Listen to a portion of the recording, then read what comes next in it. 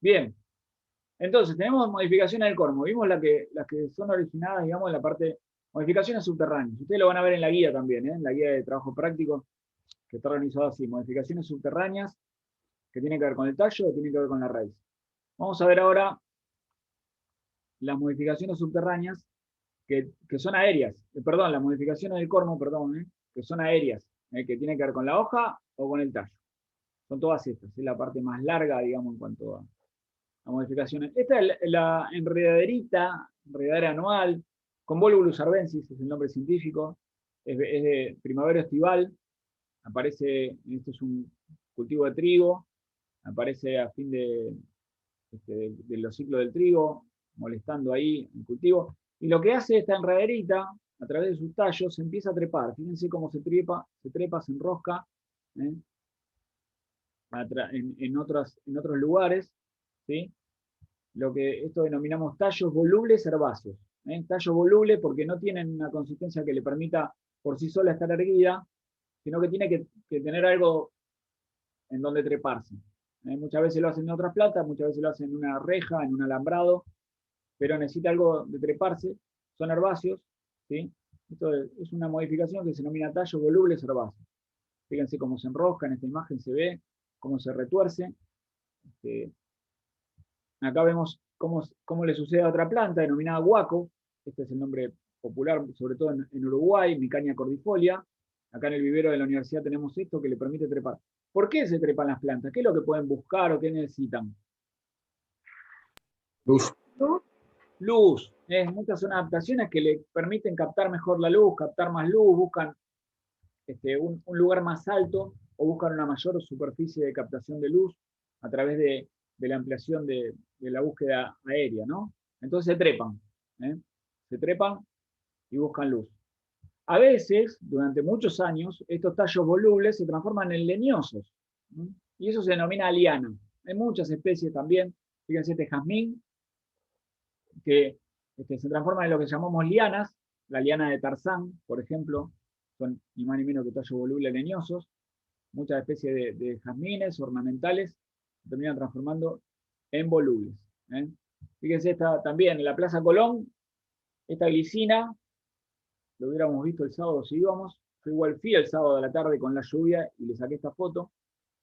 Miren la glicina como el tallo después de muchos años ya está transformado en leña, en madera, y está trepado a esta glorieta. Esto es una poesía cuando florece en primavera, se llena de flores, tiene un crecimiento muy exuberante la glicina, hay que tener lugar para que pueda crecer o conducirlo. Y enredaderas que se terminan transformando en lianas. Lianas hacemos referencia cuando ese tallo voluble se transforma en leñoso. Muy bien. Otro tipo de tallo es el tallo denominado fotosintético. Se observan, esto es una imagen acá al costado de la universidad, este es el boliche que está encima de la fotocopiadora del restaurante, el bar de al lado de la universidad del ingreso, y estas son casuarinas. Acá si ven las casuarinas, observen una tonalidad marrón en algunas de ellas, esos son los ejemplares masculinos que están en plena floración, los otros son ejemplares femeninos. Y si miramos en detalle las ramas, en realidad no poseen hojitas, lo que uno piensa que son hojitas. Ahora, después de cursar botánica, las casuarinas dejaron de ser pinos para ustedes, porque no son pinos, no son hojas, sino que son tallos fotosintéticos. Las hojas están reducidas a escamas. Esto es el tallo cilíndrico con estas estrías acanalados. En cada nudo tenemos un grupo de hojas reducidas a escamas dispuestas en forma verticilada. Hojas escamosas verticiladas. Tiene una filotaxis verticilada, porque hay más de dos por cada nudo. Esa es la casuarina. Y fotosintetiza, ¿sí? Tallos fotosintéticos. Ahí están. Que es lo que fotosintetiza la planta. Otras especies también conocidas, los colas de caballo, Equisetum, utilizada en los últimos años muy de moda como ornamental. Esto es en Luján también, en un cantero. Miren cómo, si miramos en detalle, ahí están las hojas que están reducidas a escamas, no son fotosintéticas, en el nudo. El tallo sí es fotosintético, y del nudo, de la axila de cada hojita, nacen nuevas ramas, ¿eh? cómo se ramifica. Esta planta aparte tiene rizoma, que es como se multiplica. Y cuando uno corta una porción de tallo, tiene la capacidad de emitir raíces adventicias y enraizar y provocar nuevas plantas. Esta planta, además de ornamental, se utiliza en agricultura orgánica para hacer unos preparados que son antifúngicos, se utilizan para prevenir enfermedades de hongos. Y además es medicinal, es diurética. Las retamas, Spartium funceum, estas plantitas también están al costado de la universidad, con flores amarillas, y lo que tienen son los tallos verdes, fotosintéticos también. Son cilíndricos en este caso. Las hojas fotosintéticas son pequeñas, no contribuyen mucho a la elaboración de la fotosíntesis en la planta. ¿Sí? Otra especie que posee modificaciones es la Cinacina, Parkinsonia aculeata. Esta especie que en pleno verano es un arbolito nativo de América, que se llena de flores amarillas, y si observamos, tiene tallos fotosintéticos verdes, pero en cada nudo aparece, por un lado, dos estípulas espinosas, las estípulas transformadas en espinas, la base foliar, y lo que tiene de particularidad es que tiene el raquis primario de la hoja transformado en una espina también. Esto se conoce porque hay estudios ontogénicos, estudios de desarrollo de las estructuras que está estudiado y se sabe que esta espina en realidad es el raquis primario de una hoja compuesta, y el raquis secundario es esta parte que es aplanado y fotosintético. Son los raquis secundarios con los foliólulos, ¿sí? Que son brevemente pedicelados. Ahí está el foliólulo, porque es la segunda división. Esto uno no lo puede saber si ve la planta de cinacina. Uno dice, es una hoja compuesta pinada, no es bipinada, pero es una hoja compuesta bipinada. Ahí están, fíjense, los raquíces secundarios aplanados fotosintéticos. Después los foliólulos terminan cayendo, foliólulos terminan cayendo y quedan los raquíces fotosintéticos aplanados. Esta es una plantita que está acá en el bosque de la memoria, en la UNLU, de cinacina.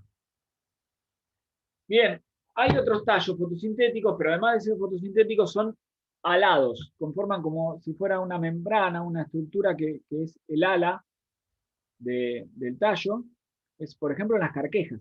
En muchas carquejas, el género Baccharis, es el género, en este caso Baccharis trimera, las carquejas tienen el tallo que es fotosintético, es alado, aplanado y tiene 2 o 3 alas en función de la especie.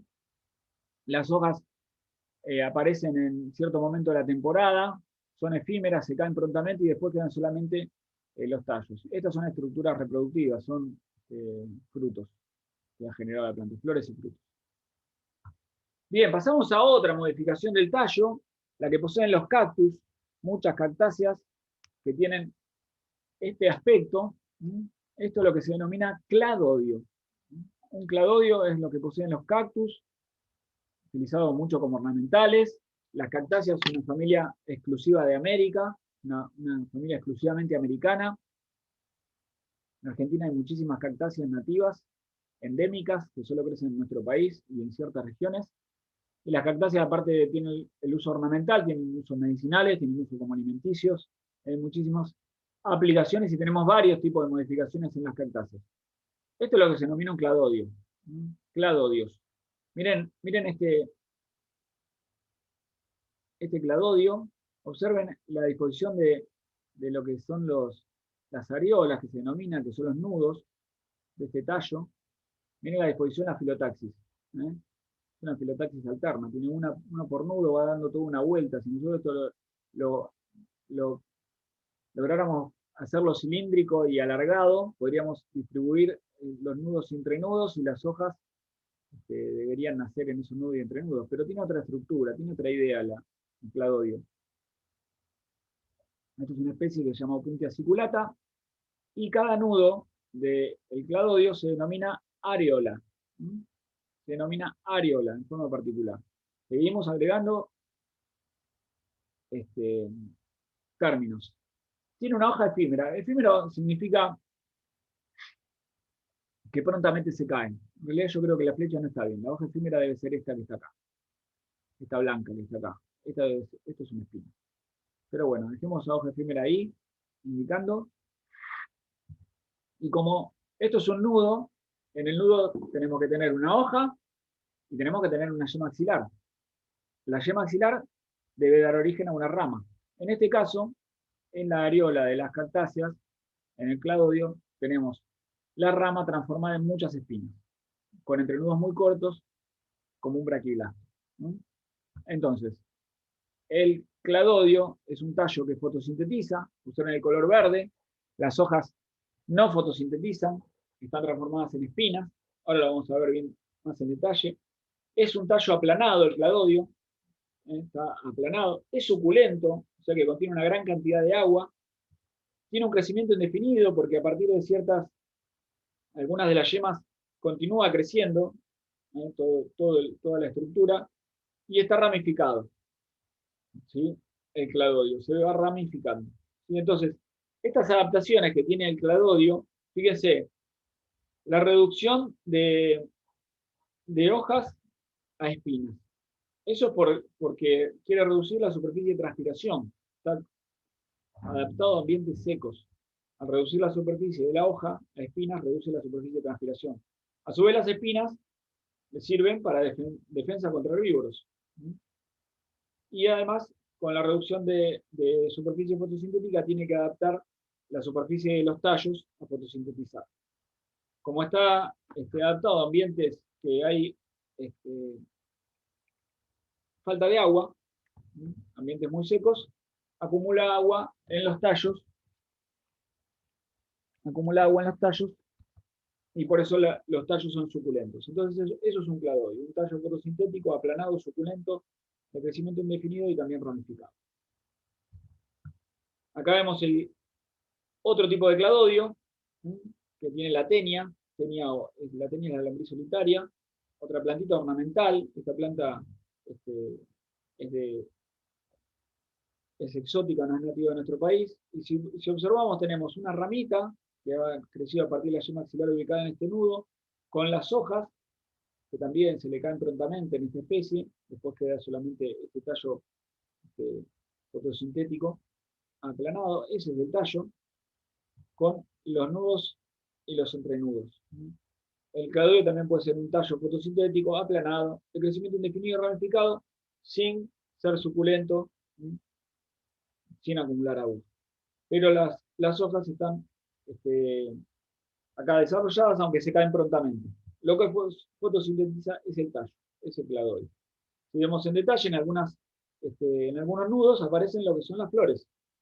Las florcitas, ahí está la hoja de esta yema y las florcitas en este braquiblasto. Eso, perdón, no es una hoja, es una bráctea de esta rama, con la generación de frutitos. Bien, acá vemos el cladodio de la tuna o chumbera o Puntia ficusíndica, que es la especie que más se cultiva para la obtención de frutos, del higo de tuna. Esto es en Formosa, tuvimos hace unos años en una experimental de allá de Formosa, una chacra experimental de la provincia, que son realmente espectaculares el laburo que hacen.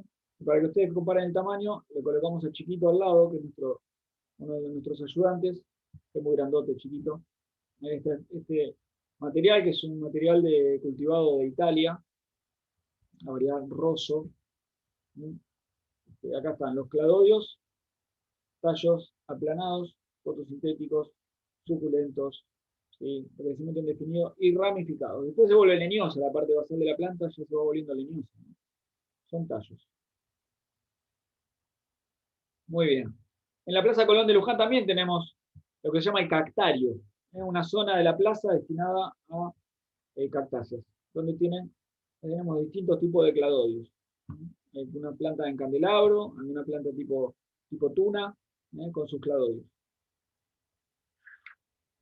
Muy bien, seguimos con las modificaciones aéreas del tallo. Observen esto tiene aspecto de hoja.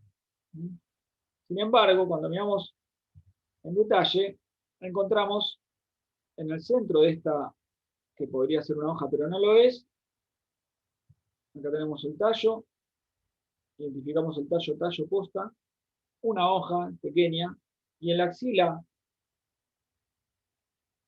de esta hoja, de esta hojita, nace esto. Esto es lo que llamamos un filo clado. Observemos en detalle. ¿Por qué no es una hoja? Fíjense, tengo el tallo, tengo acá abajo la hojita pequeña, y en la axila se desarrolló.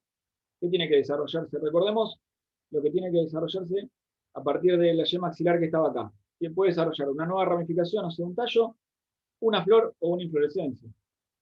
¿Qué ha desarrollado? Este tallo ha desarrollado un nuevo tallo. Acá está, nuevo tallo. ¿Sí? La hoja escamosa que veíamos mejor en la anterior imagen. Y en esta zona, en este tallo, en este nudo del tallo, una nueva hoja, ¿sí? Una hoja un poquito más desarrollada que la escamosa de la base, y constituyendo este tallo un tallo fotosintético aplanado y de crecimiento definido, es lo que se llama filo clado. En la yema axilar de esta hojita aparecen flores que fructifican luego. Entonces, un filo clado es un tallo fotosintético aplanado definido. Son hay algunas especies de esta plantita de género Ruscus, que dicen hierba, planta de mosquito, de filoclados más grandes, filoclados más pequeños, se cultivan como ornamentales. No se ven mucho, pero bueno, es una modificación medio rara. No tiene tanta aplicación ni es tan utilizado como los cladodios de las cactáceas. Acá está, Ruscus aculeatus, es otra especie con el filoclado más pequeño, de extremo punzante, un crecimiento definido. Los espárragos, en la parte aérea, también tienen filoclados. Hay que observar en detalle en las yemas axilares de los nudos, de las hojitas efímeras, salen nuevas ramificaciones, y algunos de ellos son filoclados, son los que fotosintetizan. Lo que tiene es que no son tan expandidos como el filoclado del Ruscus aculeatus. Muy bien, vamos a otro tipo de modificación aérea del tallo que tiene que ver con la multiplicación, principalmente, que es el que encontramos en las frutillas. Las frutillas, cuya especie más cultivada es el híbrido Fragaria por ananasa. Observamos una planta de frutilla que tiene este aspecto, una planta que tiene las hojas trifolioladas, con el pecíolo bien alargado, las raíces en forma de cabellera, y una planta que tiene el tallo con los entrenudos muy cortos. Acá en esta región está el tallo con los entrenudos muy cortos, de los nudos aparecen nuevas hojas, y de algunas yemas axilares de las hojas emite nuevos vástagos, nuevos tallos alargados, ¿sí? Que es lo que denominamos estolones. Estos tallos, ahora lo vamos a ver, aparte de los estolones, obviamente, a partir de yemas axilares puede emitir flores y frutos, por lo cual cultivamos la frutilla. Y acá observemos, tenemos una planta de frutilla, un tallo horizontal, tallos horizontales. Cuando tocan el suelo, estos nudos emiten nuevos vástagos y emiten raíces adventicias que lo hacen que se adhiera al suelo. El estolón es un tallo superficial. Ahí están los estolones. Cada nueva plantita puede emitir más de un estolón. Emite nuevos estolones. Yo puedo cortar aquí el estolón, cortar el tallo e independizar esta nueva planta de la planta madre. Así es como se multiplica la frutilla, a través de estolones. El otro verano, cuando fuimos al sur, también visitamos este vivero de frutillas en el Maitén. La frutilla se busca multiplicarla en lugares aislados, libre de enfermedades. Estamos visitando con este flaco Juan Villar, un capo que nos atendió toda una mañana explicándonos cómo funciona un vivero de frutillas. Esto es lo que de acá provienen las plantas que después compran los productores de frutillas de nuestra región, Y aconsejamos insistentemente tratar de comprar frutillas que se produzcan de forma agroecológica, porque lamentablemente los productores de frutillas, al no haber ningún control, utilizan demasiados agroquímicos, agrotóxicos, y estamos comiendo mucho veneno, más allá de que las lavemos o no las lavemos. Bien, las frutillas, fíjense cómo se colocan en línea, las plantas madres emiten una gran cantidad de estolones. Estos estolones en la zona del nudo, cuando tocan el suelo, emiten raíces adventicias y vamos a tener una nueva planta. Se cortan, se separan los estolones, las plantas hijas de la planta madre, eso se limpia y se envía a una cámara donde se conserva para enviar al productor. Ahí está el video de la frutilla. Muy interesante conocer toda esa parte, y tenemos una modificación del cormo aplicada a la producción hortícola. Bien, otra especie que posee estolones es el gramón, gramillón, pasto bermuda, pata de perdiz, que es este pastito, que es una gramínea. Si nosotros vemos la planta, hacemos una línea divisoria a nivel del suelo, podemos ver los tallos aéreos, algunos erguidos, que emiten nuevas flores, y algunos que son rastreros y en sus nudos poseen raíces adventicias, además de emitir nuevos tallos aéreos seguidos. Estos son estolones. Y por debajo del suelo tiene rizomas también. Esta plantita del gramón es un problema porque se utiliza como césped, se utiliza como pasto en canchas de fútbol, cancha de golf, cancha de polo, pero también es una maleza en otros lugares. También tiene aplicaciones medicinales, es una planta del Mediterráneo. En algunos lugares, como Santiago del Estero, también es un excelente recurso forrajero, pero acá en algunas producciones puede resultar una maleza bastante molesta. Miren, la violeta, los estolones que tiene la violeta. Acá tenemos una planta de violeta, otra planta de violeta, otra planta de violeta. En realidad, las macetas contienen un arbolito que se llama alecrín, y ha aparecido la violeta como una maleza y ha emitido nuevos estolones para generar nuevas plantas. Miren cómo uno sosteniendo la maceta de los extremos, la maceta del medio se mantiene a través de los estolones que emite la violeta, que se multiplica por estolones. Ahí está el Tano sosteniendo la violeta. Y también tenemos estolones, hay muchísimas especies. Este es el lazo de amor. Miren cómo se va intentando multiplicar, propagarse a través de la emisión de estolones. Si uno corta acá y planta esta parte, puede obtener fácilmente una nueva plantilla. Bueno, vamos a pasar a la querida rosa, que ya vimos la vez pasada, con sus hojas compuestas y sus estípulas, pero la modificación que posee la rosa es lo que llamamos aguijón. A partir de hoy, las espinas de la rosa dejaron de ser espinas para pasar a llamarse aguijones. ¿Qué es un aguijón? ¿Para qué le sirve el aguijón a la planta? ¿Para qué le puede servir el aguijón a la planta? A una especie vegetal. Para que no se la coman. Para que no se la coman, para evitar la depredación, para los herbívoros. Bien, ¿y para qué otra cosa?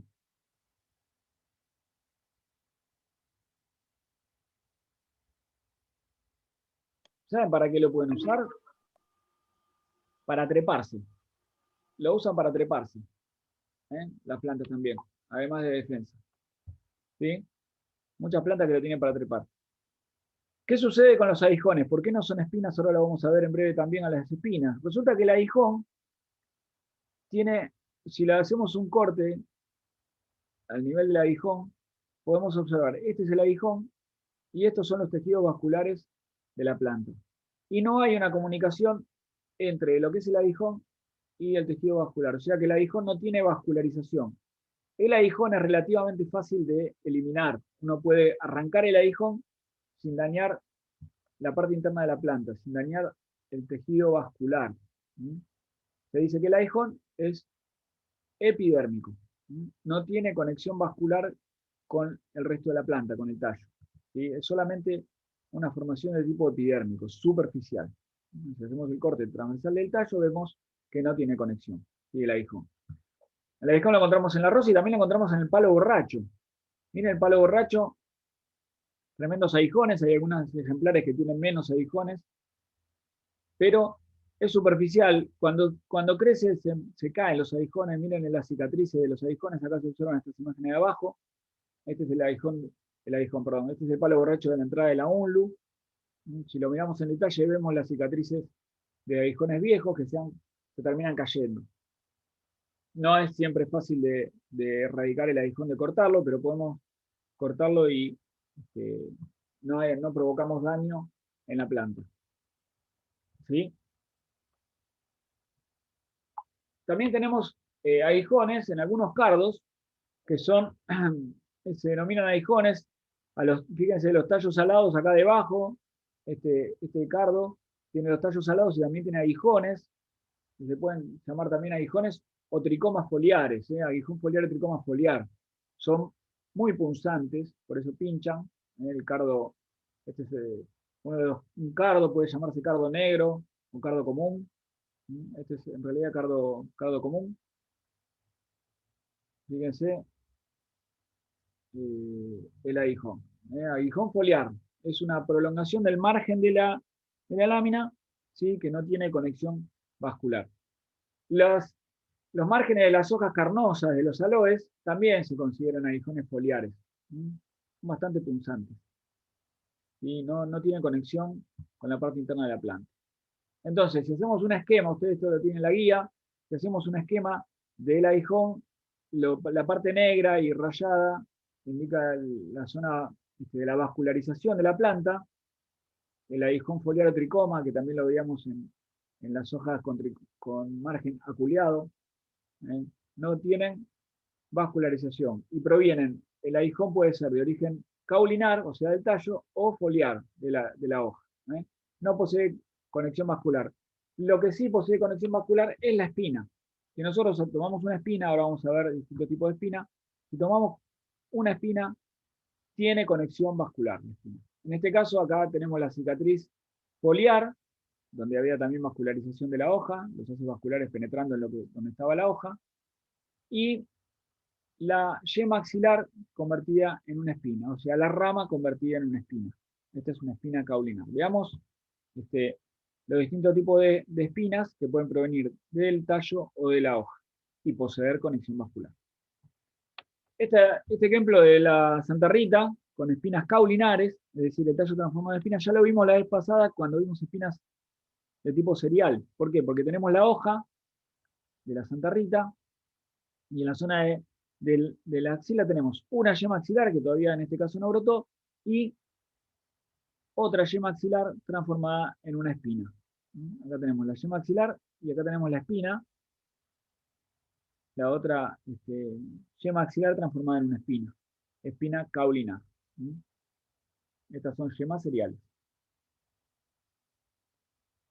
El otro ejemplo que vimos de yemas seriales era la acacia negra o acacio negro, Ledicia triacanthos, con la espina caulinar. Tenemos el tallo, tenemos la hoja aquí debajo, una hoja bipinada, y en la zona de la axila tenemos una yema axilar que todavía no se ha activado, y la otra yema axilar transformada en una rama completamente espinosa. Es una espina caulinar, ¿sí? Que se diferencia de las espinas foliares. El Prunus espinosa es un prunus de la familia del ciruelo, cerezo, durazno. Es endrinas, se llaman. Se utilizan los frutos para elaborar una bebida vasca llamada pacharán. Y la rama está terminada en una punta rígida. Es una espina caulinar. En este caso, la parte apical es la que tiene la parte punzante y el resto de la rama se mantiene activa. Espina caulinar. En algunas especies utilizadas para cerco, también poseen, como son los cotoneastros, los crataegus, tienen espinas caulinares, porque son ramas más cortas y el extremo es muy punzante. Por eso se utilizan para cerco para evitar la penetración de personas. En este caso puede ser animales. ¿Sí? Algunas especies nativas, el curro, Coletia espinosísima. Fíjense que las ramas, además de ser, tenemos tallos cilíndricos fotosintéticos, porque casi ni se ven hojas, también poseen espinas de tipo caulinato. Esta planta muy presente en la zona de la Sierra de Tandil, Sierra de los Padres, esa zona de la provincia de Buenos Aires. Bien, otro tipo de espinas las vamos a encontrar en la acacia blanca. La acacia blanca, la vez pasada vimos el tipo de estípulas.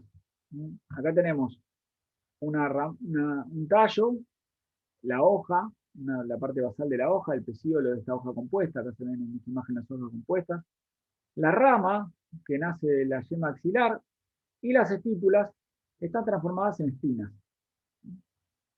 Entonces estas son espinas foliares estipulares, o estípulas espinosas, ¿sí? O espinas estipulares.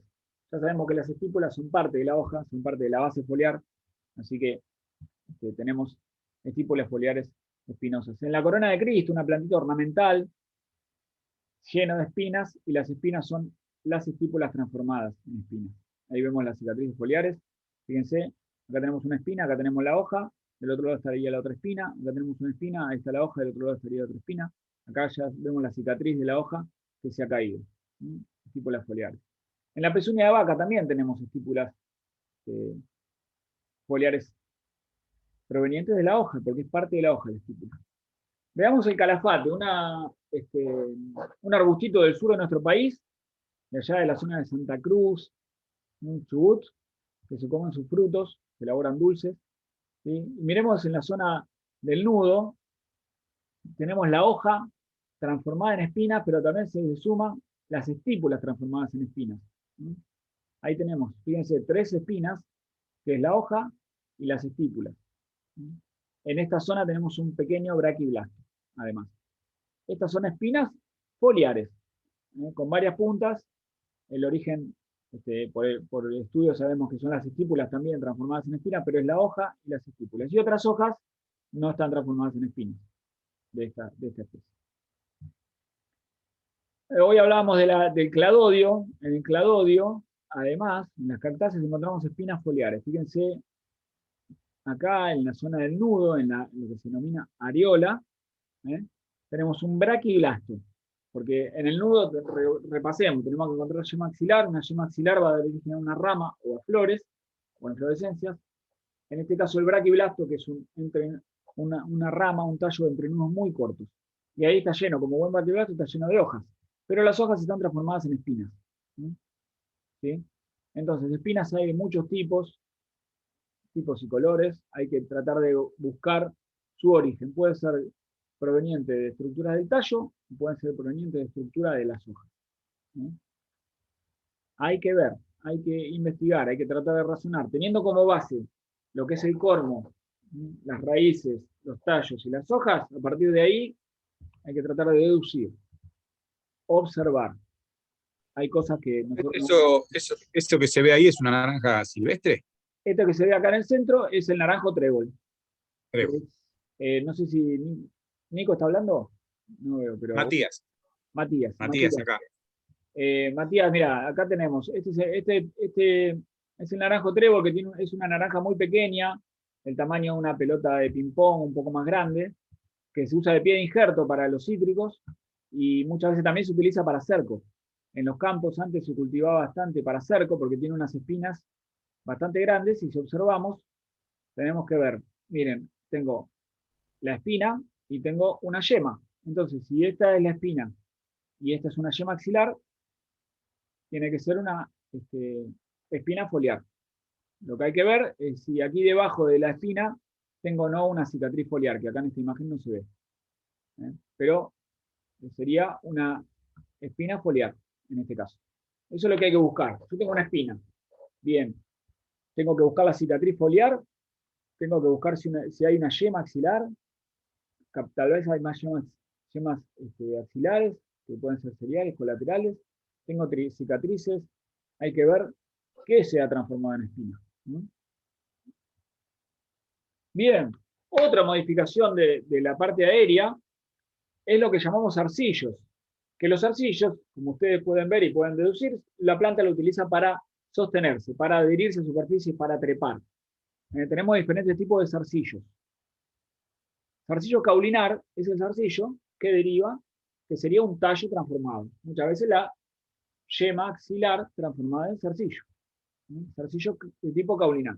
O el zarcillo puede ser un zarcillo foliar, cuando una parte de la hoja se transforma en zarcillo y le permite a la planta treparse. Hay muchos tipos de zarcillo, además del origen, que principalmente se denomina zarcillo caulinar o zarcillo foliar, también hay distintos tipos de zarcillo. Miren esta pasiflora. Esta pasiflora, ahí vemos el zarcillo, este zarcillo de tipo filiforme, porque es como un hilo que se va trepando, zarcillo filiforme, y tenemos que buscar el origen. ¿Qué partes distinguimos en esta zona? Por un lado, la hoja. Esta es la hoja de la planta. Bueno, este es el tallo, en la zona del nudo. Tenemos la hoja, tenemos estípulas, hay 2 estípulas en esa zona. Hay glándulas nectaríferas, como buena pasiflora, y en la yema, de la yema axilar, aparece este zarcillo filiforme. Por eso decimos que es un zarcillo caulinar filiforme. Porque es el tallo transformado en zarcillo. Su origen es la yema axilar. Acá en este lugar se ve bien que tenemos el zarcillo filiforme y aparte viene un pimpollo naciendo ahí. O sea que esta planta tiene yemas seriales, o yemas en realidad múltiples, hay que ver si son seriales o colaterales. En las arvejas, tan comunes las arvejas que comemos, pero que tenemos muy pocas vistas la planta. Las arvejas tienen, acá tenemos estípulas, acá tenemos la hoja, es una hoja compuesta, tiene los folíolos, la lámina dividida en folíolos, tiene el raquis, tengo el pecíolo, y tengo la parte terminal de la lámina, los folíolos terminales están transformados en zarcillos. Zarcillo foliar filiforme, porque una parte de la lámina, una parte de la hoja, se ha transformado en un zarcillo, en este caso filiforme. Hay que ver cuántos folíolos se terminan transformando en zarcillo en este caso. Acá tenemos la arvejilla, otra especie también de las leguminosas, como la arveja. Y observen, 2 estípulas muy grandes, la parte del pecíolo, 2 folíolos y el folíolo terminal, o los 2 folíolos terminales parecería, transformados en zarcillo. Zarcillo foliar filiforme. Otro caso es la uña de gato, esta especie denominada Dolichandra unghiscati, zarcillos en forma de garra, por eso el nombre de uña de gato. Miren este detalle, la planta se trepa, esto es una especie nativa muy bonita, muy cultivada, y digna de cultivarse más todavía. Fíjense, tengo el tallo, la hoja, 2 folíolos y el folíolo terminal transformado en un zarcillo. Perdón, acá tengo la yema axilar. 2 folíolos y el folíolo terminal que se transforma en zarcillo foliar en garra, ¿sí? En forma de garra. Si nosotros tomamos esta planta, se adhiere como una garra a los troncos, a las paredes, trepa la planta, son plantas que alcanzan, trepándose a otros árboles, una gran altura. Entonces, zarcillo, tenemos distintos tipos de zarcillo, principalmente su origen puede ser a partir del tallo, los llamamos zarcillos caulinares, y a partir de la hoja los llamamos zarcillos foliares. Y después tenemos los distintos tipos de zarcillo. Filiforme, en forma de disco, en forma de garra, etcétera, etcétera. Miren esta plantación de maracuyá en Brasil, Passiflora edulis, se utilizan, se cultivan en espaldera y se utilizan para trepar los zarcillos filiformes que poseen. Se cosechan los frutos. Bien, pasamos a otro tipo de modificación, que es el que tiene la planta llamada aromo negro, Acacia melanoxylon. Esta planta ¿saben dónde se ve bastante? En los campos se cultiva, tiene follaje perenne, se cultiva bastante, sobre todo se ve en algunos caminos, en rutas yendo desde Luján o desde Mercedes para el sur, hacia Lobos, a Navarro, para el lado para aquellas partes en los costados de los caminos. Miren cómo es una rama joven, podemos encontrar en las ramas jóvenes esta hoja que es bipinnaticompuesta, o sea que la lámina está dividida hasta 2 veces. Pero ¿qué es lo que tengo acá? Ramas adultas. ¿Qué ha pasado con la lámina? La lámina ha sufrido algunos cambios y se ha transformado la hoja en lo que denominamos filodios.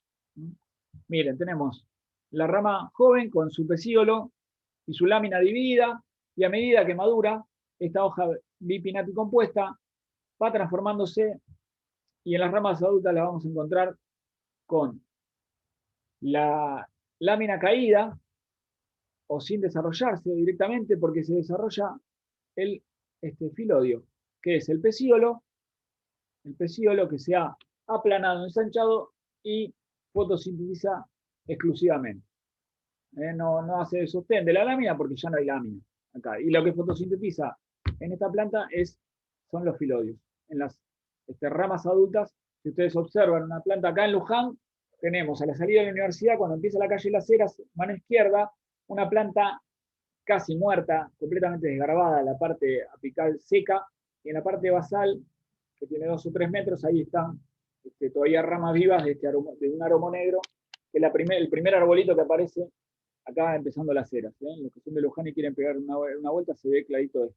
Muchas veces no se encuentran las láminas divididas, se encuentra solamente filodio. En esta época casi no hay filodios. Esos se ven cuando rebrotan en primavera las plantas. Otra modificación es la suculencia de las plantas. Como en este caso, un senecio de la familia de las compuestas, acumulan agua, que ya lo vimos también, se pueden acumular agua en los tallos, pero en este caso la acumulan en las hojas. Se utiliza como ornamentales esta plantita. O en algunas especies adaptadas a ambientes muy secos, como la planta de piedra, miren, acá del género Litops, esto es una plantita, esto es otra plantita, acá atrás hay otra plantita, como piedras. En el medio está la flor ya marchitó o nuevos tallitos. Suculencia, mucho tejido con agua. El género Sedum también tiene hojas suculentas, ¿sí? O las garras de león, utilizada para fijar médanos en la costa, también tienen hojas suculentas, adaptadas a ambientes con poca agua. Entonces las retienen el agua en sus hojas. Muy bien. Vamos a... bien. Entonces vamos a ver últimas modificaciones. Vamos a arrancar por las plantas denominadas insectívoras, también denominadas carnívoras, aunque en realidad no es tan grave la cosa. Insectívoras porque resulta que hay muchas plantas, como esta, por ejemplo, esta especie utilizada como ornamental, que crece en ambientes. La planta necesita, para crecer, necesita luz, necesita agua, necesita nutrientes. Y en algunos ambientes hay cierto déficit nutricional, como ambientes pantanosos, ambientes muy superficiales, rocosos. Entonces las plantas han desarrollado algunas estructuras para captar esos nutrientes a partir de la captura de insectos, y principalmente nitrógeno, que obtienen de los insectos. Entonces, por ejemplo, esta especie, ¿qué ha sucedido con estas llamadas plantas en jarra? Miren el tamaño de esta plantita en jarra. Esta especie, ¿qué sucede con el género Nepenthes? En este caso, tenemos una hoja con su pecíolo y con su lámina. Acá está el tallo, ahí habría una yema axilar que crece del nudo de esta hoja. La lámina foliar es la que se ha transformado en la jarra que captura el insecto, y la base foliar es la que termina transformada en una lámina fotosintética. ¿Sí? El pecíolo conecta la base foliar transformada con la jarra donde se termina capturando los insectos. ¿Cómo funcionan estas plantas en jarra? Yo les dejo acá algunos videos, hay varios videos, están activos, los estuve mirando hoy, donde están explicado el funcionamiento y el mecanismo. Las plantas tienen esta apertura, muchas nunca se cierran, aunque se llama tapa, a veces se cierran. El insecto tiene un borde, el insecto atraído por ciertos olores o por algunas estructuras visualmente, se mete en la jarra, se cierra la tapa y tiene esta estructura denominada nectarios, que pueden ser pegajosos o no. Y degrada el líquido que tiene acá, tiene algunas enzimas también, y degradan al insecto, y así la planta después se termina absorbiendo los nutrientes que posee el insecto, principalmente nitrógeno.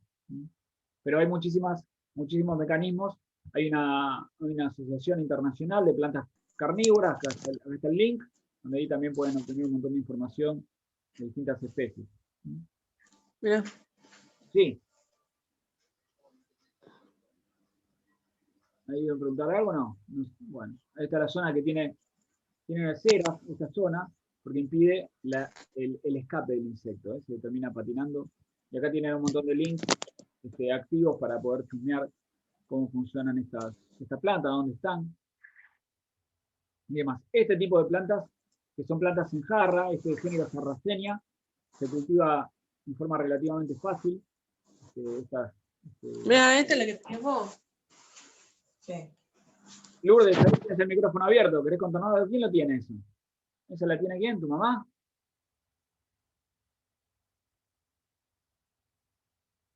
¿Lourdes?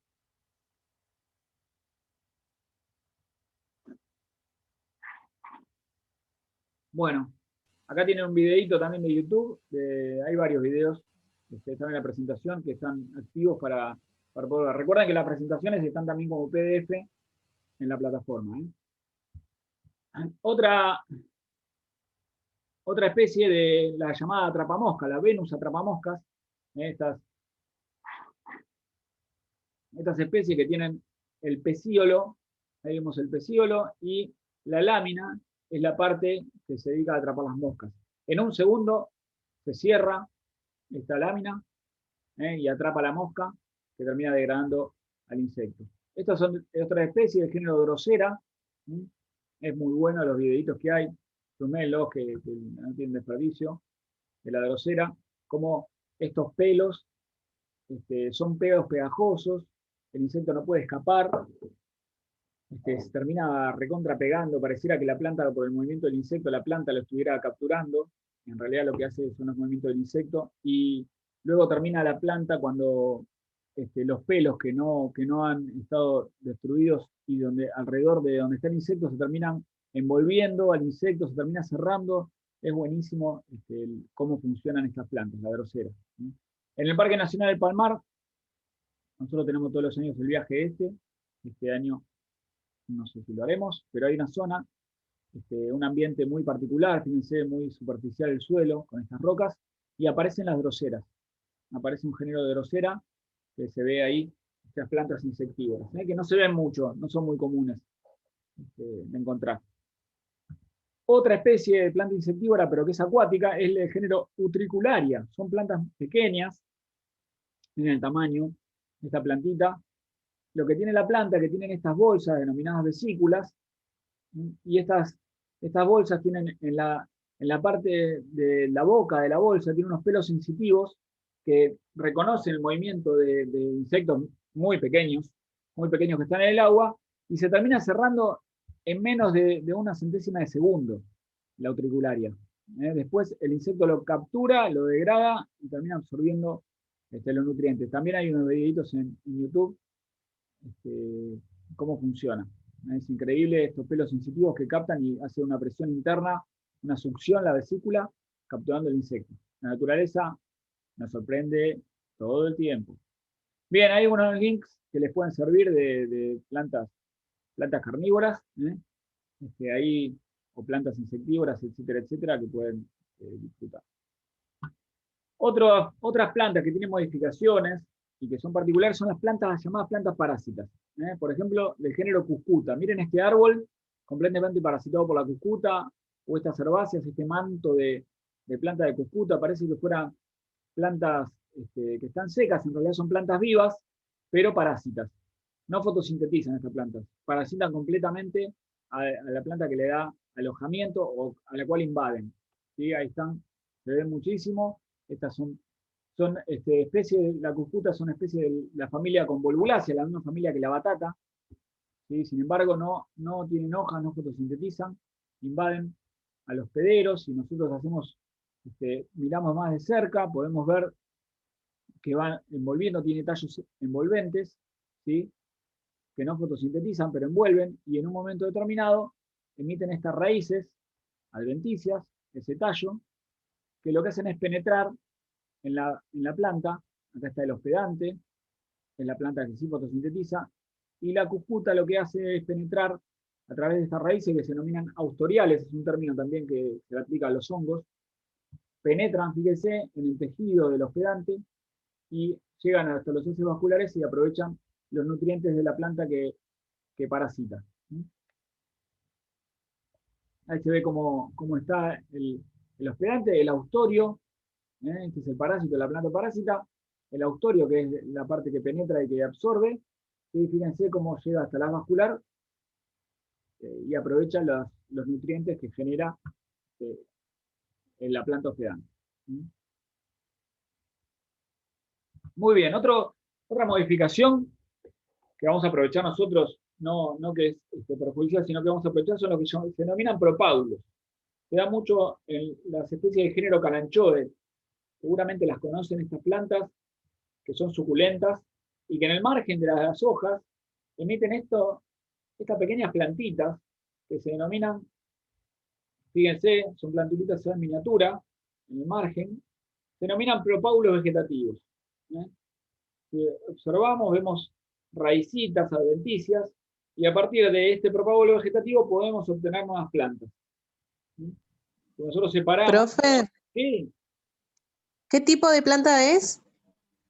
Son Kalanchoe, del género Kalanchoe, que dicen. Hay varias especies, esa que veíamos es una. Ahí tenemos las raíces. Esta es otra, Kalanchoe tubiflora. Son plantas, son un grupo de plantas crasas. Las plantas crasas hay un montón de especies, pero en un grupito, fíjense, en estos Kalanchoes, a través de estos propágulos vegetativos se pueden obtener nuevos plantines. Ven ahí ya se ven las raíces adventicias. Cuando están todavía adheridos a la planta, cuando están adheridos a la hoja, ya empiezan a emitir nuevas raíces adventicias. En este caso, en esta especie, lo tienen en el extremo de las láminas, pero en la anterior lo tenían en todo el margen de la lámina. ¿Sí? Propágulo vegetativo sería la modificación. Esto es muy común, es muy fácil de propagar, son plantas muy rústicas. Los últimos años se han puesto de moda como plantas antitumorales para tratar algunos tipos de cáncer. Habría que ver cómo funciona, pero están muy difundidos. Bien, hoy veíamos al principio de la clase el tema de los ambientes acuáticos, con una gran cantidad de agua, y hay plantas que se han adaptado a través de las raíces, con ambientes acuáticos. Fíjense, este es un esquema que lo van a encontrar en la página de la Universidad del Nordeste, es extraído de ahí, y si hacemos una acumulación de tipos de plantas que pueden crecer en ambientes acuáticos, dulces, tenemos cerca de los márgenes de los ambientes acuáticos, pueden ser lagunas, pueden ser ríos, las plantas anfibias o palustres que pueden crecer arraigadas, pueden crecer cuando no hay agua también, o pueden crecer, estar vivas y crecer bien cuando están inundadas, en ambientes inundados. Esas son las anfibias o palustres. Y después tenemos plantas acuáticas que necesitan todo el tiempo de agua, o requieren todo el tiempo de agua, pueden ser que sean libres, que no están arraigadas al suelo, al fondo del agua, o puede ser que estén arraigadas al sustrato. A su vez, las libres pueden ser que sean completamente sumergidas bajo agua todo el tiempo, o que estén flotantes, que tengan hojas que están flotando y tienen hojas fuera del agua. Y dentro del grupo de las arraigadas, hay las arraigadas con hojas flotantes y las arraigadas totalmente sumergidas. Tenemos una amplia variedad de especies. Algunas pueden ser utilizadas como medicinales, otras pueden ser utilizadas como ornamentales, otras pueden provocar problemas al obstruir canales, cursos de agua. ¿Sí? Hay también de todo. Pueden ser utilizadas como la totora para la producción hortícola, o el junco para elaboración de construcciones. Y estos son, el junco, unco o la totora son especies palustres, que son del primer grupo, que crecen muy bien al lado de los cursos de agua, ¿sí? Tienen múltiples también aplicaciones. Cada especie vegetal nos puede llegar a sorprender lo que ha llegado el ser humano a aprovecharles. Martín. Sí. Estas que estabas mostrando recién, las totoras, por ejemplo, los juncos los usamos nosotros en la reserva para hacer fitorremediación. O sea, para hacer todos los desperdicios del baño, van a una pileta donde tenemos esto como primer elaboración o trabajo, las purifican y después con otras 2 piletas más se sigue purificando el agua hasta que después puede servir como riego y demás. sí, está muy bueno para utilizar como fitorremediación. Buenísimo. Fitorremediación son plantas, remediación del suelo a través de plantas o uso. Sí, lo que cuenta Nicolás está bueno como experiencia también propia, ¿no? La planta se coloca a la salida de un baño o a la salida de un lavadero, se hacen piletas. Hay también proyectos que utilizan se llama, en fin, son piletones de fitorremediación de algo blando. Son blandos porque no es tan fuerte, es más suave. La fitorremediación necesita la planta fotosintetizar, aprovecha el agua, la purifica y puede crecer en ambientes contaminados con bacterias y con coliformes, ¿no?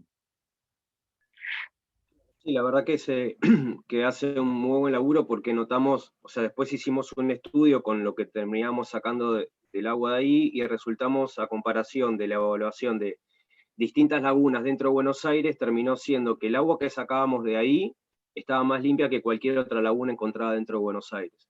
Entonces como que sirve el trabajo que hace la planta y está bueno como para empezar a implementarlo.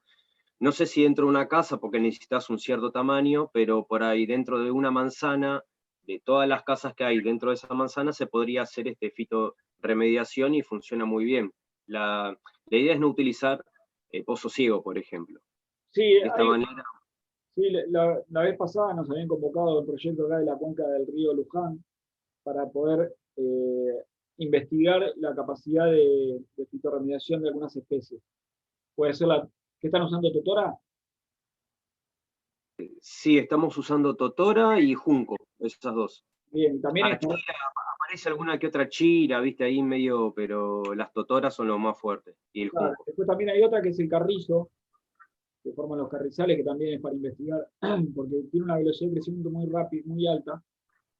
Entonces, cubren, y hay también diseñadas plantas para tratamiento de fluentes. Plantas de tratamiento blando se llama. Hay un Claro. que le diseña justamente para armar en barrios, ¿no? Para que pueda esos efluentes pasar por estas plantas de tratamiento y después que liberen el agua a los cursos que liberen el agua tratada a los cursos de agua mucho más sano, ¿no? Sí, sí. Muy bien. Gracias, Nico. Bueno, otra planta de ambientes acuáticos, que es la llamada saeta, por la forma de la hoja, de este tipo de hojas aéreas, en la saeta porque tiene forma de flecha, ¿sí? Y tiene dos tipos de hojas, las hojas aéreas que no están sumergidas en el agua, y las hojas sumergidas. Las hojas por debajo del agua son tipo lanceoladas, más con forma de espada. Esta planta son plantas que están arraigadas al fondo, pueden estar generalmente con agua, están en zanjas, muchas veces zanjas, borde de arroyos, y presentan heterofilia, dos formas de la lámina, dos tipos de hojas, como veíamos en la clase pasada. Una planta muy bonita, la saeta, Sagittaria montevidensis, originaria de nuestra región rioplatense, con las flores las flores unisexuales en unas inflorescencias muy lindas que sobresalen de las hojas. Otra planta conocida, la elodea, que se utiliza que es una acuática completamente sumergida, arraigada al fondo, sumergida para acuarios, para tanques de agua. Nosotros lo utilizamos cuando tenemos los prácticos para ver cloroplastos, en las clases de botánica. La cola de zorro, otra especie nativa, cola de zorro por la forma del aspecto de la planta, del género Ceratophyllum, son plantas que están completamente sumergidas y no tienen ningún tipo de arraigue al sustrato, están libres sumergidas. Están en los cursos de agua de esta manera y pueden generar problemas para tapar algunos desagües, ¿sí? O taponar completamente el curso de agua si hay mucha. Dificultan la escorrentía, ¿no? Las hojas se encuentran muy divididas.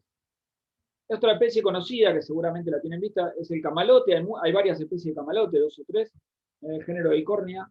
Eichhornia crassipes es la más común, muy bonitas. Se utilizan también en estanques por la inflorescencia.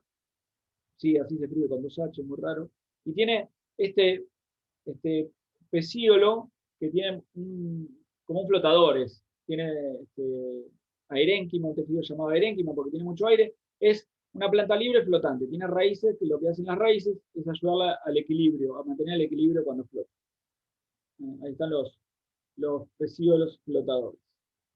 Bien, después tenemos el grupito de las lentejas de agua, que son del género Lemna, algunas del género Lemna, tienen esta pequeña joroba con aerénquima, son plantitas muy pequeñas, miren el tamaño que pueden tener, esta del género Wolfia, y son del grupo de las libres flotantes que tienen un cuerpo vegetativo muy reducido, son muy pequeños. Tienen apenas unas raicitas, estructura, las flores no son minúsculas, son menos que minúsculas. Son las lentejas de agua, que muchas veces se ven en los cursos de agua como un tapiz verde cubriendo los cursos que están gran cantidad de tiempo estancados. Bien, y pasamos a los manglares, que los manglares, si observan el mapa del mundo, donde encontramos manglares en las zonas verdes. En nuestro país no llegan a ver manglares, pero sí en lo que es Asia, Oceanía, África y el Caribe y Centroamérica.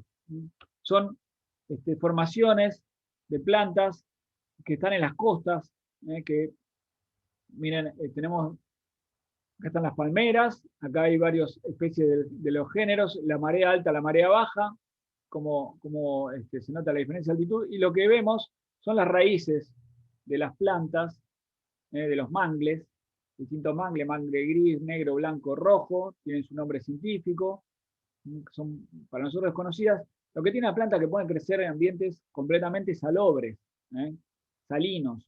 Miren, las raíces, estas son raíces más que nada de soporte, que tiene manglar, la superficie de la hoja completamente cubierta de sal cuando evapora esa sal, que filtra en la planta, tiene sus mecanismos de poder aislar la sal en los tejidos, en las células, ¿sí?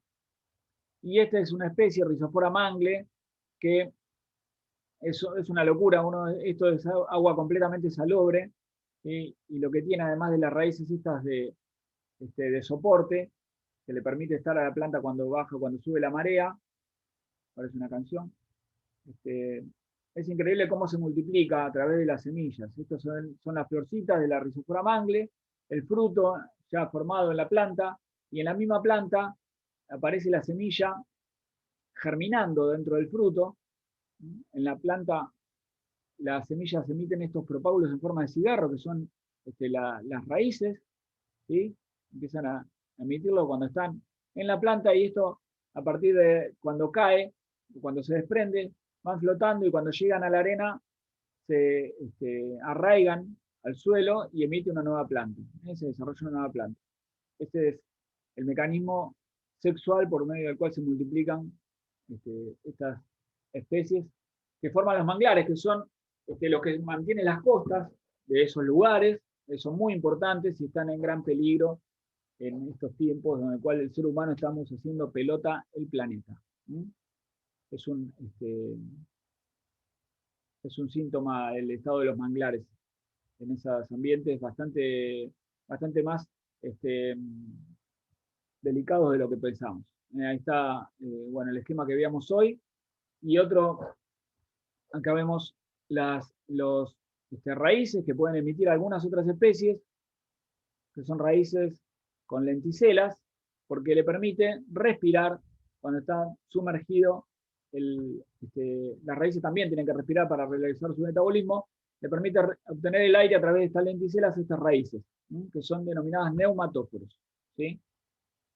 Acá vemos el ciprés calvo. Esto es un ambiente en Estados Unidos, ¿sí? Estas plantas que muchas veces tienen agua, están completamente cubiertas de agua, desarrollan estas raíces en rodilla, que también le permite respirar. Raíces en rodilla, esto se puede ver en ambientes de nuestro país como el delta. En el delta, el ciprés calvo, que se cultiva en esos ambientes que sufren inundaciones, también aparecen estas raíces en rodilla. Ahí está un ciprés calvo, los neumatóforos, las raíces en rodilla, perdón, que no poseen lenticelas, pero que sí le permiten no estar todo el tiempo sumergido bajo el agua. Acá en la universidad tenemos al costado, en el bar del costado de la entrada, un ciprés calvo, y en este ambiente que no sufre inundaciones, que no tiene exceso de agua, no desarrolla esas raíces en forma de rodilla. Bien, otras raíces, vamos al otro extremo, son las raíces aéreas, que desarrolla como raíces de este tipo, raíces tubulares, en estos árboles de la selva, en los cuales los suelos son muy someros, son demasiado superficiales, y la planta no tiene lugar donde arraigarse. Entonces, desarrolla estos tabiques que le permiten a la planta sostenerse. Son como las bases, los cimientos. Fíjense lo que es una especie de género Ficus, no es el único género que tiene estas raíces tabulares. Observen en la selva cómo desarrollan para poder mantener esa altura de 20, 30 metros de altura de estos gigantes de la selva. Y algunas otras especies, como esta especie de Ficus bengalensis, esta es una foto de un jardín botánico de Calcuta, son raíces aéreas que hacen de soporte para la planta, para sostener las ramas tan largas. Este árbol, este ejemplar, tiene más de 200 años, un diámetro de la copa de 120 metros, y la circunferencia del tronco principal tiene unos 12 metros. Desarrolla este tipo de raíces. Son como los gomeros que hay en Capital, en Recoleta, en Plaza Francia, que tienen estas raíces aéreas que permiten a las ramas tan largas poder soportar su peso. Hay otras especies que se pueden ver en Brasil, son de clima también tropicales, que desarrollan estas raíces de soporte a partir del tallo, que le permite a la planta mantenerse erguida. No son de género Ficus y son otro tipo de plantas utilizadas como ornamentales. Consulta, Martín. ¿Cómo?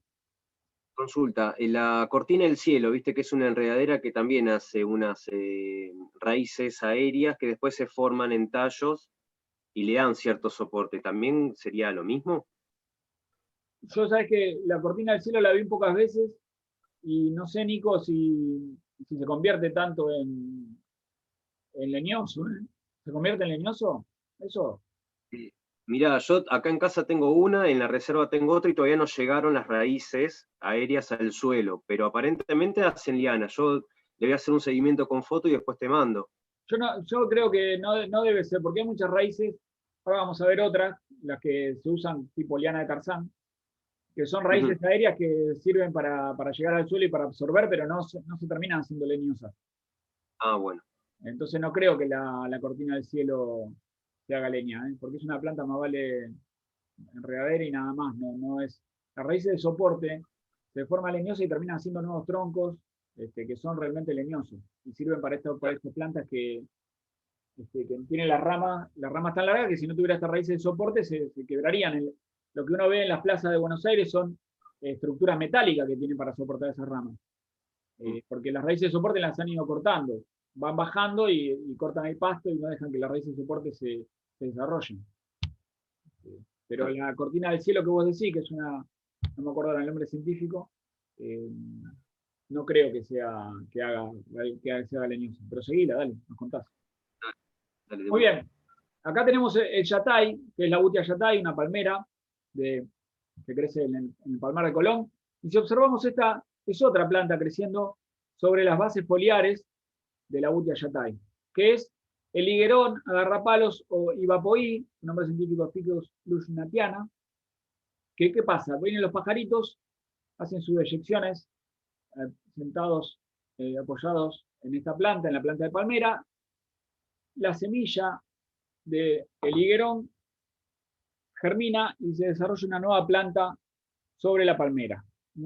Estas plantas, la del higuerón se denomina hemiepífita porque una parte, los estadios jóvenes lo desarrolla como epífita sobre otras plantas, sobre la planta en este caso de la butia yatay, y otra parte de la planta lo desarrolla después ya arraigada, como este es el caso. Fíjense cómo está trepada completamente a la butia. Esta es la butia, que tiene su eje en estípite por acá, y esta es la copa del higuerón agarrapalos, que después de un tiempo las raíces son tan grandes, sigue desarrollando raíces aéreas, pero se arraiga al suelo y termina estrangulando y matando a la planta que le dio cobijo, abrigo en los primeros estadios. Por eso se dice que es hemiepífita, porque una mitad de su vida, una parte de su vida es epífita y otra parte termina siendo un árbol. Ahí están las raíces estranguladoras, es la famosa planta desagradecida. Miren cómo puede quedar después de haber el hueco que termina matando y pudriendo al árbol que le dio cobijo, del agarrapalo.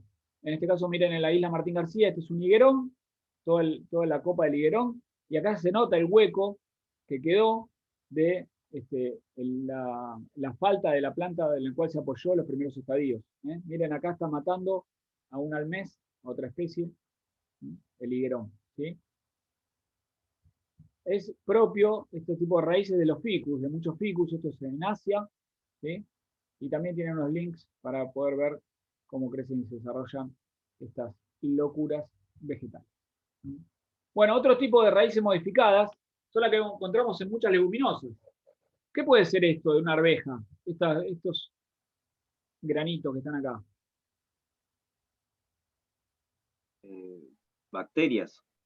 Bacterias, son bacterias. ¿Y qué es lo que forman las bacterias asociadas a estas raíces? Nódulos. Nódulos vegetales. Muy bien, Juliana. Nódulos, nódulos radicales. Por ejemplo, el género medicado, donde está la alfalfa, forman estos nódulos, que son la asociación entre la simbiosis entre bacterias y raíces, y que favorecen a ambas. Las bacterias del suelo, de género Rhizobium, o Bradyrhizobium, se asocian con las raíces, penetran en las raíces, las bacterias fijan el nitrógeno atmosférico que está rodeando en el ambiente de la rizósfera que está rodeando las raíces del suelo, y a su vez las bacterias aprovechan otros nutrientes que le provee la planta. La planta obtiene mayor disponibilidad de nitrógeno, que es un elemento muchas veces limitante en el suelo, y las bacterias se aprovechan de los nutrientes, otros nutrientes que posee la planta, pero sin matarla a la planta, sin dañar a la planta. En el caso del Rhizobium, ¿no? Estos nódulos, a nivel productivo, por ejemplo, con la soja, se adicionan bacterias previo a la siembra en la semilla de soja. ¿Sí? Esos son los nódulos fijadores de nitrógeno. Acá está un esquema de cómo funciona la bacteria rodeando los pelos radicales, penetra a través de los pelos radicales en las células, forma el nódulo, se termina formando lo que se llama un bacterioide, y acá les dejo algunos links que están activos de cómo se va formando el nódulo radical. Está asociado principalmente con la familia de las leguminosas. Es un golazo poder hacer esto. Y otras modificaciones de las raíces, vinculadas a las raíces, es las raíces de los hongos, asociados a raíces que se denominan micorrizas. Esto es una plantita de pino, fíjense, esto que parece un hongo, es un hongo asociado a la raíz y favorece el crecimiento y el aprovechamiento de los nutrientes por parte de la planta, de los nutrientes del suelo. Hay dos tipos de micorrizas. Un grupo es el que se llama ectomicorrizas, que forman, o exomicorrizas, que forman un manto alrededor de la planta externo.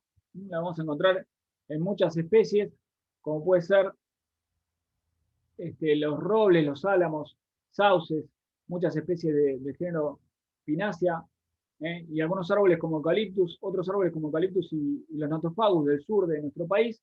Y también están las endomicorrizas, que penetran en la planta, fíjense, penetran en la corteza de la raíz, que muchísimas especies vegetales lo poseen, las endomicorrizas, un 80% de las plantas vasculares, muchas en gramíneas, y lo que se ha quedado demostrado que así como los nódulos radicales favorecen la fijación del nitrógeno, las micorrizas favorecen la fijación de muchos nutrientes, a partir de las raíces por parte de las plantas, principalmente el fósforo, que es un elemento que es muy poco movible en el suelo, y entonces la presencia de micorrizas, ya sea ecto o endomicorrizas, ayudan al crecimiento de las plantas. Sobre todo se está utilizando mucho cuando se hacen siembras, en bandejas o en macetas también. Los primeros estadios de la planta favorecen muchísimo la presencia de micorrizas. También hay que ver qué tipo de micorrizas. Hay muchísimas especies, entonces cada especie vegetal hay que ver cuáles son las micorrizas que más la favorecen. Hay micorrizas más generalistas y micorrizas más específicas. Algunas familias donde no se han encontrado micorrizas es en las brasicáceas y en las ciperáceas. Muy bien. Hoy hablamos también de otro tipo de raíces aéreas que no son las de soporte. Por ejemplo, en la monstera deliciosa, miren esta plantita que aparece en todos lados, seguramente la han visto. Algunos le dicen costilla de Adán, también se le llama serimán. En los nudos de los tallos aéreos aparecen nuevas raíces, que terminan enraizando nada, pero fíjense cómo sirven para poder tirarse a través de la raíz de un árbol al otro. Prueben y se van a caer contra el suelo, pero bueno, raíces aéreas. En las orquídeas también encontramos raíces aéreas particulares, se denominan raíces adventicias con velamen. Fíjense que son las raíces, estas raíces penetran en algunas cortezas, penetran en algún sustrato para poder sostenerse, y si hacemos una vista más en detalle, podemos ver que tiene una parte de la raíz seca y una parte de raíz húmeda, y si hacemos un corte transversal de estas raíces aéreas, hay una parte, la que se denomina velamen, que permite a la planta varias cosas. Por un lado, obtener los nutrientes inorgánicos y el agua, la humedad, a partir de la atmósfera. Captan el polvo atmosférico y la humedad ambiental a partir de este velamen para poder nutrirse, ¿sí? Por otra parte, les permite protegerse de daños mecánicos, de animales y demás, de no dañarse los tejidos internos, y lo aísla del medio externo, evitando la deshidratación de los tejidos más internos. Esto aparece en muchas orquídeas, y recordemos, las orquídeas es una de las familias más numerosas del reino vegetal. Tal vez importante desde el punto de vista ornamental, no tan importante de otros aspectos, pero sí muy, muy presentes en todo el planeta. También encontramos estas especies epífitas, como los claveles del aire, que poseen pelos escamosos en las hojas, en la base de las hojas, en la base del tallo, que le permite también capturar el polvo atmosférico, la humedad ambiental para poder nutrirse. Recuerden que son epífitas, crecen sobre otras plantas o en algunos casos sobre cables, no son parásitas, no viven de la electricidad. Tenemos también plantas que poseen una forma y toda la planta que en la base de las hojas le permiten acumular agua. El agua del ambiente se acumula en la base de las hojas y queda el agua para disponibilidad todo el tiempo. Estas son las denominadas plantas tanque. Por ejemplo, el caraguatá, que son terrestres, o algunas especies epífitas. Miren este ambiente húmedo de la selva de Costa Rica, toda la cantidad de plantas epífitas que acumulan agua en su base, las plantas tanque, y también las encontramos en el Parque Nacional Calilegua, que veíamos hoy, como un ambiente donde hay una época de lluvia y otra época más seca. Estas plantas tanque acumulan agua y así la planta dispone de agua durante gran parte de la temporada sin necesitar del agua de la lluvia. Y al ser epífita tampoco puede obtener agua de otro lado. En el ambiente hay una época en que el ambiente está seco.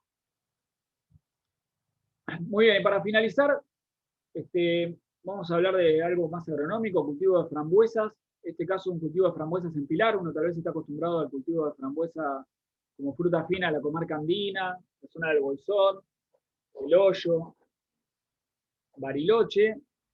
Es la principal zona de producción, pero también se puede producir acá en provincia de Buenos Aires, en Pilar. Acá vemos la plantita de frambuesa, son exquisitas realmente las frambuesas y factible producirlas. Y las plantas de frambuesa presentan una particularidad. Acá tenemos este librado, el encargado de este campo. Acá tenemos los surcos, los lomos de frambuesa, empezando a rebrotar en la primavera. ¿Qué sucede? ¿Qué podemos observar en la base de las plantas? Aparecen nuevas plantas que quieren brotar. Esto es a partir de raíces gemíferas. En las raíces de estas especies, de las frambuesas, pueden generar nuevos vástagos a partir de yemas que se activan en su estructura, en las raíces. Fíjense, en el cultivo de frambuesas uno tiene que mantener a los nuevos retoños en esta zona donde está la manguera de riego, en el surco. Estos se termina quitando, estos retoños, pero es una capacidad que se utiliza para arrancar en la zona de vivero, en el bolsón, arrancar las plantas más viejas y a partir de las raíces cultivar el vivero de frambuesas. Este vivero de frambuesas, de acá salen las plantas que van a ir a los cultivos como el que veíamos en Pilar. Estos viveros de frambuesas en el bolsón. Obtenido a partir de raíces gemíferas, de porciones de raíces. Martín, con este caso no pasaría también con el caso de los tomates. No, no, los tomates desarrollan raíces adventicias a partir de los tallos. Los tallos, vos decís raíces gemíferas en los tallos del tomate, en las raíces del tomate. Claro, porque tengo conocidos que trabajan con huertas que dejan, pero capaz que no es el mismo sistema que cuando cumple el ciclo de la planta del tomate, al lado sería al costado de la raíz, nos vuelvan a hacer una planta de tomate chiquita, entonces cortan lo que ya cumplió el ciclo y dejan crecer la que está creciendo, digamos, la nueva. No, la planta de tomate no tiene raíces gemíferas. Lo que pueden hacer, lo que se hace, se corta un brote de tomate o se hace un acodo aéreo, un acodo subterráneo, que se entierra una parte del tallo del tomate, desarrolla nuevas raíces y ahí tenés una nueva planta. Pero no a partir de sino a partir de una parte aérea. Listo, gracias. Eso, porque el tomate, cuando uno tiene una planta de tomate que no tutora, que no levanta, porque tiene tallos volubles, hay que tutorarla, cuando ese tallo de tomate apoya en el suelo, en raíces, emite raíces a partir del tallo. Es una práctica que se puede hacer. En los cultivos comerciales no se hace, en general, los cultivos comerciales. Se obtienen a partir de semillas. Gracias, Martín. De plantas. No, de nada. Muy bien, bueno. Y llegamos a